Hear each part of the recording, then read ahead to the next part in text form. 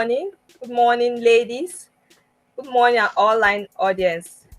Welcome to Beautiful TV, beautiful, outstanding ladies with disabilities, where we talk on disability issues or issues related to disabilities. Today, we have another interesting topic which I will digest after now. Both TV is beautiful, outstanding ladies with disabilities. We say welcome to you all today, and we solicit for your subscription, um, like, comment, and share our social media pages. And today we have a guest in the house, and also we have our other co-host. If in case you want to contribute your own voice in the house as a lady with disabilities, or you want to support us in our program, you can call on the co-host, call on Freki, Florence, Afyong, Tommy C, and I, your hosts. So today I'll go deeply right into the topic so that I will not waste our time, but very, very interesting. And the topic for today is women with disabilities in science. But before we go deeply, I would like the ladies in the house to introduce themselves. I'll start with Afyong. Please introduce yourself the way we do it here. Good morning, lovely people. It's another beautiful Saturday morning. My name is Afyong Etem. I'm a lab scientist. I'm based in Uyo, Akwa Ibom State.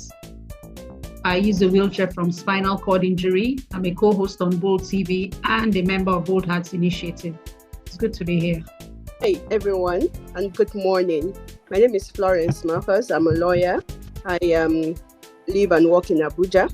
I'm an amputee and a member of Bold Heart, a co-host of Bold Heart TV, and a member of the Bold Heart Initiative. Pleased to be with you this morning. Stay tuned and enjoy the conversation. Good morning, viewers at home. My name is Omotola Elizabeth Ishola, a chemist. I live and work at Ede in Osun State. I'm the Women Coordinator for Joint National Association of Persons with Disability Osun State Chapter, as well as the National Treasurer for Albinism Association of Nigeria. Thank you very much. All right, thank you very much, Omotola. That is our guest for today. She will really digest it, why women should be in sciences. Now, our topic for today is very, very essential and key, and it's women with disabilities in science. So you'll be wondering, what are they doing there? I will tell you from my own experience, because it was not funny.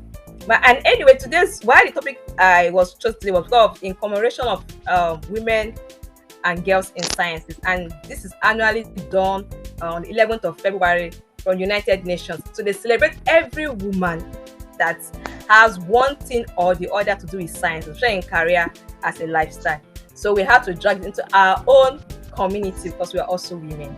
So that's why we have that women in science with disabilities for today as a topic. Now, right into the question that I would like to talk more about it is what do you understand by women with disabilities in science? It's just to explain that women in science field, that's what we call STEM. So, and STEM is science, technology, engineering, and mathematics. So imagine you find women in these areas of subjects or in the areas of career. I know most likely people feel that science is a man thing. And in those days, you tell your parents that you want to go into science, like, are you sure? Are you capable? Are you qualified? And they're not giving you reasons why you should say, no, okay, I'm going for art. So now women have said, no, we can also do that, and we are knowledgeable enough. But now the sector is not into women with disabilities. That okay, from our introduction, you find that almost all of us are in sciences, and that's even the interesting part. We are all in sciences, and even those that are not in sciences has one thing or the other to do with science, which means that nobody can really pull out of science. So life is science on its own if you check very well. So that's all about women in science. So women in this area, but now with disabilities. So that's the interesting part of today's topic. So I'll go to my questions exactly from Florence. Why did you go for sciences? Let's say now you had disability as a child, because that's when I had it. So as a child, why would you want to do science? It just gives your short story. Why did you? Okay, you're not even in science, you're even in art. So what dragged you out of sciences if you went to science? Unfortunately, I am not. I didn't study any science related course, and the last ever science subject I did was integrated science in junior secondary school. But I personally admired science. In fact, even had the intention of studying science. So, what I understand by women with disability in sciences is just like you have already explained, women with disabilities that are doing science that study science related courses. That's all. Okay. I want to ask that if you want to do science, what made you pull out of science if you had it in mind? Okay, there is this belief that people who do sciences, are people like the perfect or the normal in court that the society used to describe people, and that was what deterred me from doing science. In my secondary school, I actually wanted to study science, but because of what other students were saying, and they just felt that, oh, for you to study science, you would be this. They attributed a lot of even physical looks to science. And I felt, no, I don't belong there. Unfortunately, even some of the teachers were discriminatory when it comes to who studies science or not in my school at the time. So that was why I opted out of science. But growing up like every other child, every child would want to be a doctor or want to do something like that. But unfortunately, I couldn't go on with that. Thank you. Okay, thank you very much for that, your own side of the story. So, Afyong, I know you are a science person, and even after disability, you still remain in science. Not just sciences, you went to work as a lab scientist. Why did you still remain in science? All right. So I was saying that I was one of those that refused to be lied to. So Florence, they lied to you. There's nothing special about people who do science. I remember in secondary school, that was the same thing. Science students were this elite group of students. They had big brains. Their brains were on fire. But basically, there was really nothing special about it. I chose science because I've always loved the fact that science helped explain so many things. Everything around us has its foundation in science, be it physics, chemistry, biology. It has its foundation in science. So I was always curious to know, what makes my light switch go on when I turn it on? How does, power flow through those wires? Why does the wind blow in a certain direction? How do plants grow? So those are some of the things that sparked my curiosity and made me, I've always been fascinated by everything that has to do with science because things just made sense. So for me, that was it. And I haven't looked back. Thank you very much. Not even with disability, didn't even look back. Okay, Frankie, you are there. If you can introduce yourself and tell us why you remain in science, because I know after the accident, you still remained in science. Okay, hi everyone. My name is Freki Andrew Essien. I'm the ED of Faker Foundation, a public health practitioner, also a member of Bold Hearts Initiative, as well as a co-host on Bold TV. With respect to being in science, for me, I've always, so how do I explain this? I've always known science as what I was going to do, basically medical sciences. So, a no-brainer. So I think what was key for me with respect to that was the fact that the accident happened mid-university, so right in the middle of medical school, and in trying to return back to medical school, in college assembly, I was categorically refused to come back to do my course, which was retinal surgery, because of lack of knowledge then, because that cannot happen right now, because that is discrimination at the highest heights. And at that point, it was interesting that I had to make a decision on what to do. In fact, they were even suggesting things that I could do, and I was like, nobody's going to suggest what I can do. I will know what I'm going to do. And it was simple because all I did was read sciences. Even though to change the course from medicine and surgery, but still remained in that space, medical science. Still am there. So it was, but there was not even dissuading. It was more like particular course. They were just saying, can you do this? We will not waive this. And I was like, I'm not asking you to waive anything. But like I said, it was a piece of lack of knowledge and that's why you see us very passionate about people knowing their rights, because if I knew my rights back then, impossible for that kind of thing to ever happen. So yes, I am a woman with disability in science. I'm very proud to take that space. Thank you. All right, thank you very much. That's an interesting story. So our co-guest for today, Omotola, please tell us why you choose science in spite of disability. Thank you very much, the moderator. As you can see, I'm a person with albinism. My own disability is different from every other person. It's not that I can't raise my leg. It's not that I can't swing my hand at the area of skin and my visual, the eyes. So right from my childhood, right from the secondary, from primary school days, because I have a cousin that studied the medical lab science. So I see that every science student looks smart. You can see now. So from that smartness, I so much developed my interest to become a science student. And when I got to secondary school, though it wasn't easy for me, despite me being able to walk from one place to another, I still have my own challenges. It wasn't easy for me, but I made sure I went for science. I studied science. I went for science class. Then one of my uncle wanted to discourage me. Okay, you cannot do this thing. Go for art. You can study law. You can study this. No, this is my choice. So I walked towards the choice of mine. It's an interest. It's something I have interest in, and I thank Almighty God because He did not allow any discouragement to bring me down, any form of side talks to discourage me from being a science student, because I would have been regretting it by now. So I'm so glad to be a science student and to be a science lecturer. Thank you. Thank you, Flora. Thank you, Omotola. Omotola is a lecturer, and you know what she teaches? Chemistry. So chemistry is not just a joke. It's something that is a serious thing. So we'll go through around the challenges. As for me, why I think I'm a science person, why I thought it was computer science. I had flair and love for it right from childhood. I've always had what are the things behind the technology. So even when the computer came of 0 and 1, I was so interested in that 0 and 1 thing. So that was what dragged me, and how the world could be computerized. Then I had no knowledge, but I had because I grew up in the home of where children with disabilities are. So there's this reference that I telling us that she has a friend that the person's house is computerized. Everything is inside the wall.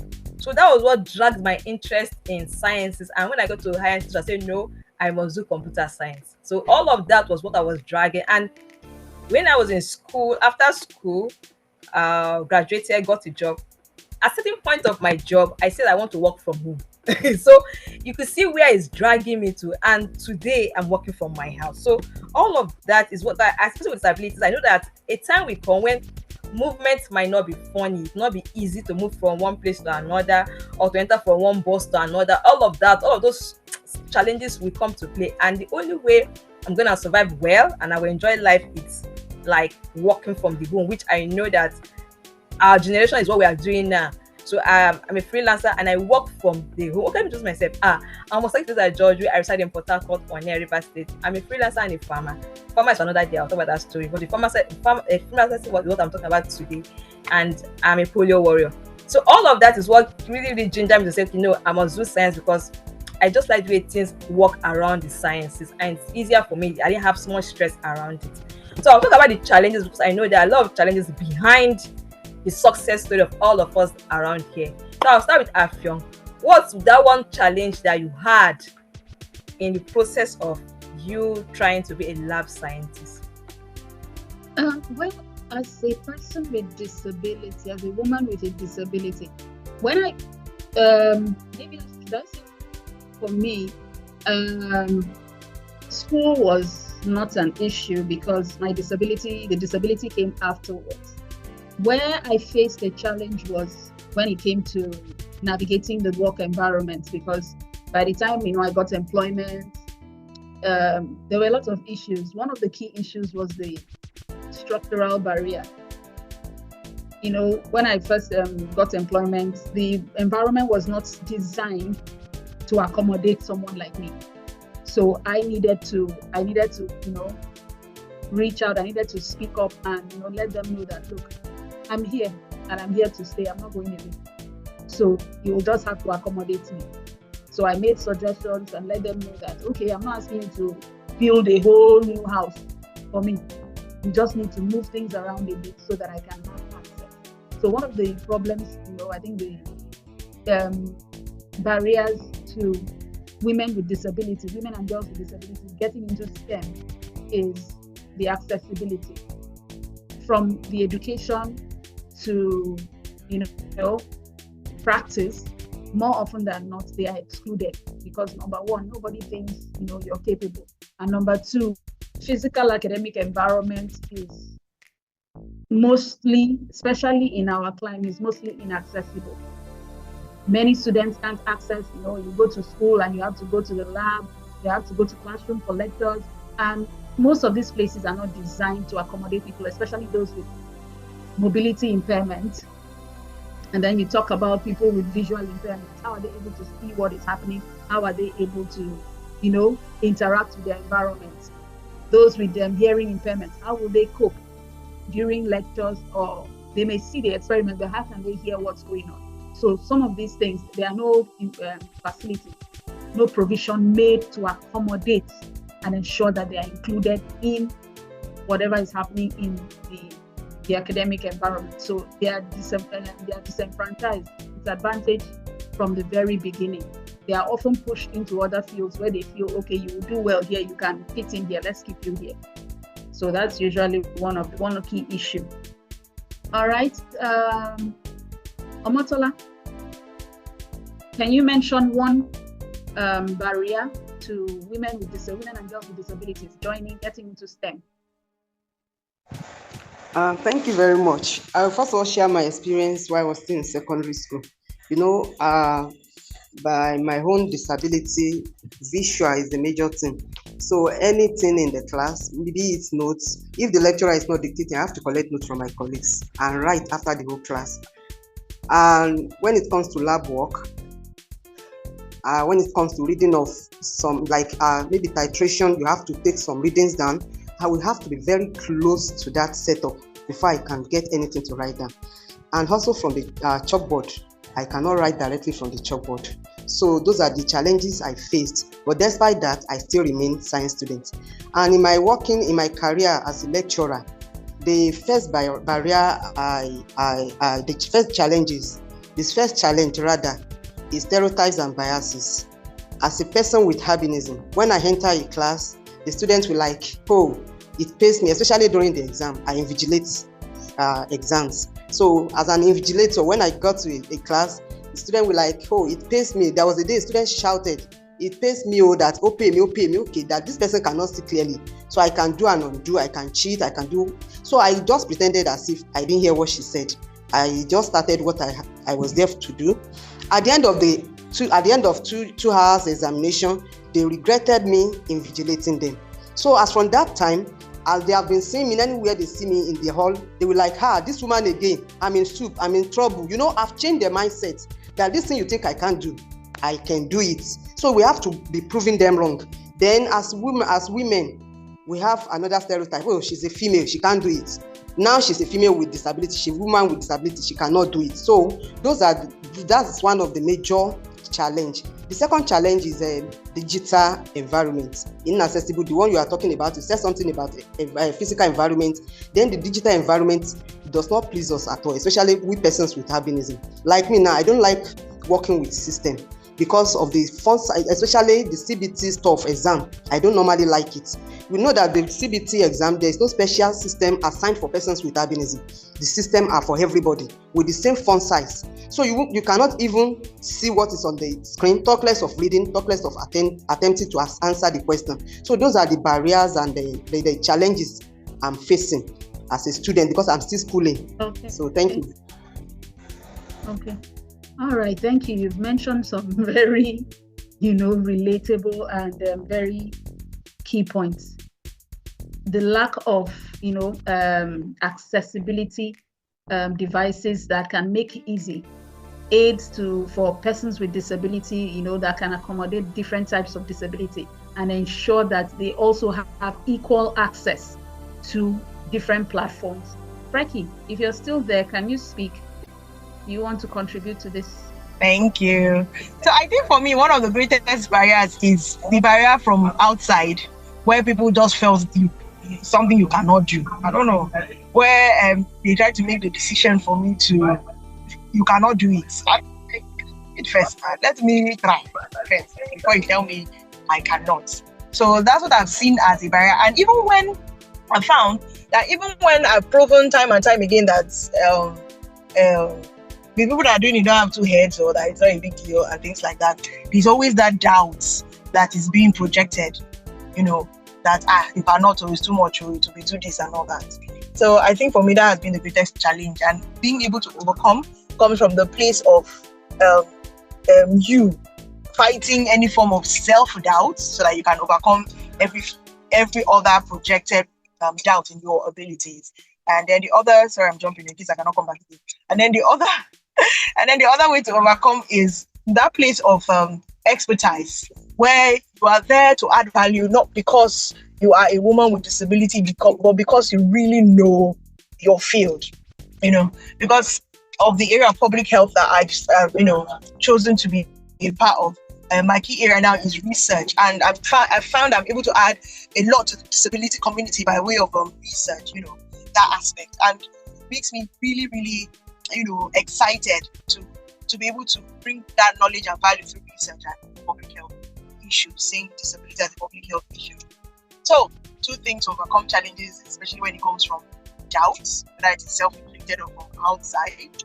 Gain a lot of expertise in your field so that people speak to you in that field as an expert. And the second one, work on anything that makes you feel like a plus in your area, because you are an incredible part of the community of science. Thank you. All right, thank you so much. You gave us the problems and the solutions.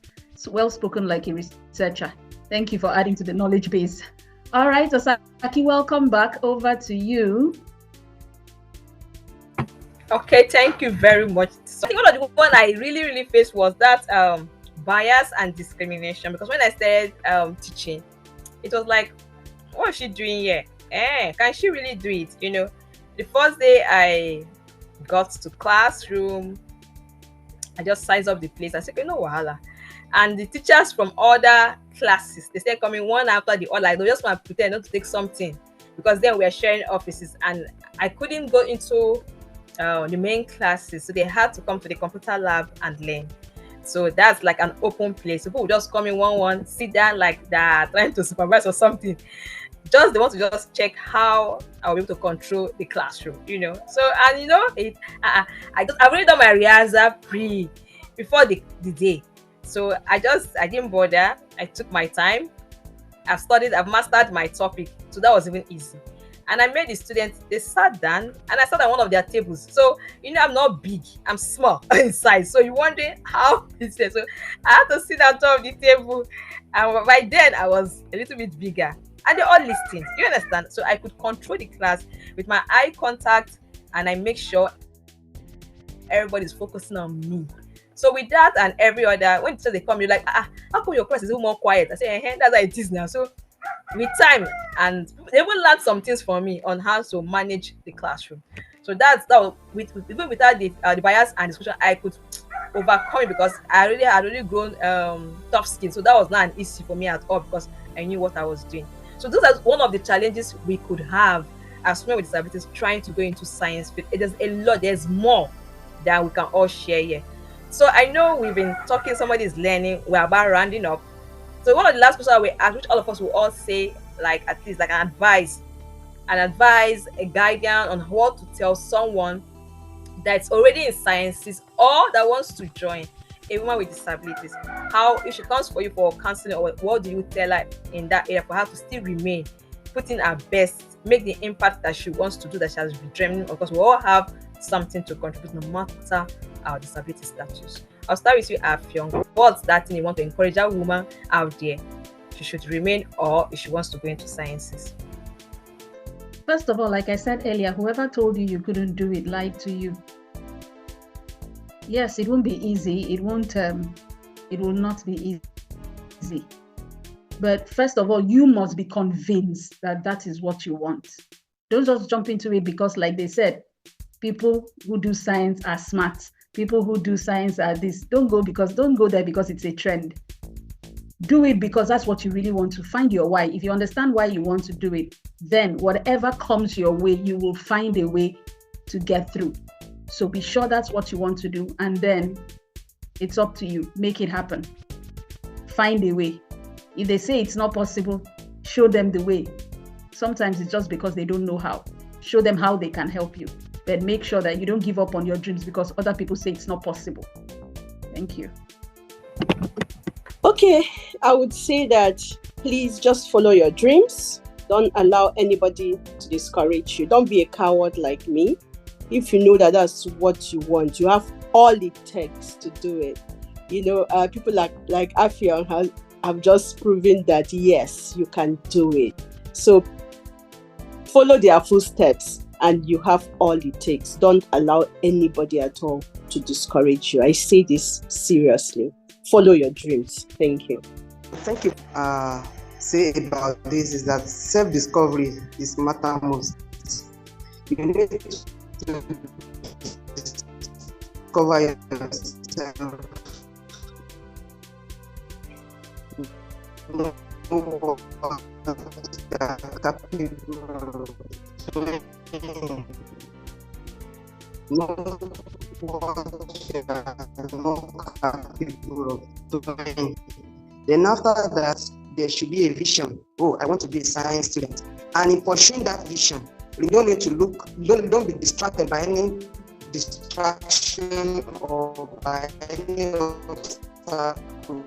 As for me, what I would tell that woman out there is be consistent. If you know what you want to do, no matter the obstacles that you think out there or what will stop you, like Afion will say, you know your why. Why you want to. Florence say follow your dreams, and those are the similar positive words that people will say. Just tell yourself, this is what I want to do. That thing you want to do, be consistent in it. No matter, initially you might not be that good, because when I got into teaching, it's not like that first time I taught so well, but as time goes on, I knew I need to deliver this subject. As time goes on, I was putting in my best. I could memorize my topics. I could explain it deeper. I took time. I did research. I did a lot of things so that I get into an expert in it. So that consistency is over the years. Subjects that they are not something you can grab overnight. But I teach for like 2-3 times over a term, you'll be able to master that thing. So with time, if I knew it, I could have the subject and the topics in my hand. Even when new topic comes out, it was even easier because they can never come out entirely new. It must be linked with what you've been doing before. So I could do all that because of consistency. Yes. I just wanted to add that, we've been talking about the individual pursuing your dreams and all that. But many times, we know that nobody can do things alone. We all need help. So don't just, don't look at yourself and say, discount yourself because, what can I do because of your circumstances? Get help. Reach out to people. Let people know. Share your dreams with people you can trust. And then find a good support. Be careful who you share your dreams with, because there are some people that will definitely kill your dreams. Find people who you see are doing well in that area you are interested in. It's called mentorship. Tell them, ask for help, ask for guidance, go to them, and then do your own research. Find out what is available. It's not every area in STEM that will be good for you. Yours may be science, another person may be technology, mathematics, engineering. Find the area where that most suits you, considering, your limitations and some other, factors. Find the area that suits you, do your research, what is available. And then you will be surprised to find that there are some areas that, you can easily fit in and you will not require so much effort or resources, but you can easily find your way in and you will actually enjoy doing it. So do your research and ask for help. So if you're out there, you're listening, I hope you are encouraged, and I'm sure by now you want to do science if that's what you want to do, no matter the obstacle, no matter your disability. It's something you are encouraged to do, and you can shine your shine. So I will encourage, if you want to be a co-host, if you want to be a co-host, call on us. And also we appeal, we are seriously appealing, this is a serious one, it's for our subscription, and to share our web pages, our social media handles, share our Facebook and YouTube channel, and also comment, like, and share, so that we can our message can go far as wide as possible. Same tune, same year, next week Saturday we'll have other episode, beautiful episode from other co-hosts that will be here. So please always stay tuned and watch us as much as we can. I thank our online audience for always listening, and your comments are always noted. Thank you very much. So I'll let the women in the house to please unmute their mic and say bye-bye for today. Bye. Bye. Thank you, Bye. Florence. Thank you, Afyong. Thank you, Omotola. Thank you for today's episode. Thank you.